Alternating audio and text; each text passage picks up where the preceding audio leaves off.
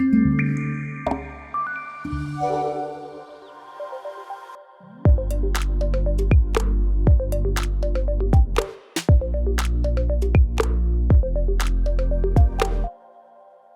suis Ares Guidir, j'étais pilote et coordinateur du groupe GT55 de l'Académie des sciences et techniques comptables et financières, un groupe de travail que j'avais lancé avant la période sanitaire et sur lequel nous avons déjà préparé un certain nombre de travaux avec une équipe.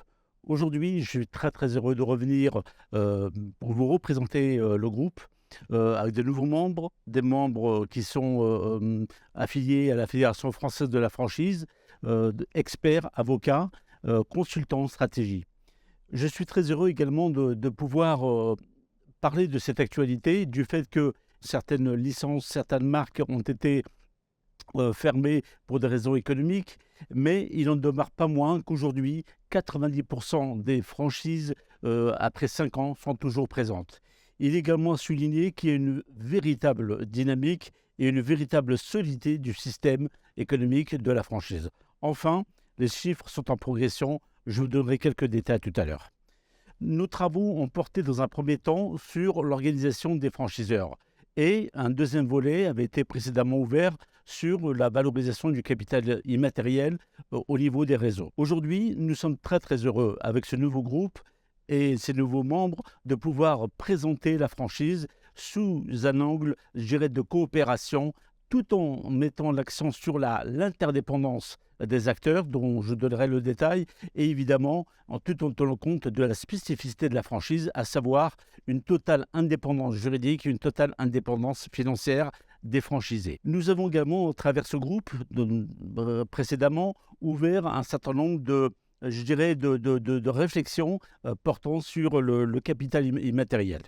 Aujourd'hui, nous avons déduit qu'effectivement, qu'il était tout à fait intéressant de faire une lecture stratégique sur effectivement ces acteurs qui sont quand même des acteurs assez nombreux qui viennent soutenir la réussite des projets.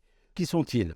Tout d'abord, le franchiseur, le propriétaire de la marque, le propriétaire du concept, lui-même apportera l'implantation, il apportera la formation, tous les bons conseils, le recrutement, pour pouvoir apporter à chacun de ses membres franchisés les meilleures conditions de réussite. Il y a les franchisés eux-mêmes. Entre eux, ils se parlent, ils se coordonnent, ils se recommandent un certain nombre de bons conseils, et tout cela dans l'intérêt évidemment de faire fructifier le réseau. Un acteur incontournable qui est la Fédération française de la franchise, qui est là pour coordonner un certain nombre de missions, de mettre en relation les réseaux, de pouvoir justement établir un aspect, je dirais, de statistiques, de coordination, de formation au sein des franchisés et franchiseurs. Il est quand même très important de souligner le rôle majeur des experts comptables sur la tenue comptable, sur effectivement le conseil en fiscalité, le conseil social, sur un certain nombre de démarches administratives et conseils de gestion. Pour certains, ils seront amenés à nommer des commissaires aux comptes. Je donnerai ensuite un certain nombre de détails dans le guide, effectivement, puisque les seuils ont changé, mais les franchiseurs sont amenés, pour certains, à présenter effectivement des certifications. D'autres professions, telles que les avocats, les spécialistes, nous avons dans notre nouveau groupe de travail des experts avocats qui viendront nous éclairer effectivement sur les contrats, sur la réglementation qui lie les franchiseurs et les franchisés. D'autres acteurs qui viennent effectivement apporter leur soutien, ce sont les banquiers et les assureurs qui apportent un aspect fondamental. Enfin, les conseils spécialisés dans la finance, dans le marketing et la stratégie. Tout à l'heure, j'avais évoqué l'idée que malheureusement l'actualité nous a fait part de la fermeture de certaines marques, de certains concepts au niveau du prêt-à-porter. Pour quelles raisons? Il y a eu des problèmes de besoin de financement, il y a eu des problèmes effectivement de concurrence, il y a eu des problèmes évidemment liés à la période sanitaire, il y a le e-commerce, le changement effectivement des comportements des consommateurs.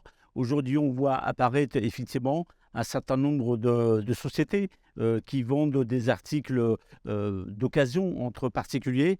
Tout cela vient effectivement entacher la dynamique. Néanmoins, comme je l'avais souligné, il faut rappeler qu'aujourd'hui, la progression au niveau chiffre était quand même considérable. Nous comptons aujourd'hui 1965 réseaux de franchises confondus, près de 80 000 points de vente, toutes franchises confondues, près de 800 000 emplois directs et indirects, et évidemment un chiffre d'affaires considérable de près de 69 milliards d'euros pour l'année de 2021. Alors, la franchise, on la retrouve dans différents domaines, dans l'immobilier, le service aux personnes, la restauration en thème, bien évidemment, la formation, le service aux personnes, le commerce dans toutes divers, et évidemment, le coiffure, les hôtels, bâtiments et dans le nettoyage. Dans ce groupe de travail, nous irons également évoquer un certain nombre de critères juridiques, notamment la spécificité du contrat de franchise, et avec le cadre réglementaire, qu'il soit national, avec la loi de Dubin, la loi Nehertz, ou bien le code européen de la franchise, ou le code effectivement mondial, ou le conseil de franchise, qui permet effectivement de répondre à toutes les exigences juridiques de ce contrat. La franchise repose sur 3 domaines: l'enseigne, le savoir-faire et évidemment l'assistance et l'accompagnement du franchiseur. Au-delà de la concession, la licence de marque, la coopérative, le partenariat et la commission affiliation, qui sont spécifiques à certains secteurs, nous tenterons d'aborder effectivement toute la diversité juridique et financière pour pouvoir effectivement créer une vraie valeur ajoutée et un vrai apport au niveau des acteurs. Alors, si vous voulez participer au groupe de travail, il suffit d'aller sur le site de l'Académie. Si vous êtes expert dans le domaine, venez nous rejoindre. Nous comptons publier et en tout cas réajuster le cahier d'ici fin d'année 2023 avec une conférence. Nous mettrons à jour le nouveau programme et évidemment nous vous donnons rendez-vous en fin d'année 2023 à travers la présentation de nos travaux suivie d'une conférence présentée et organisée par l'Académie. Je vous remercie.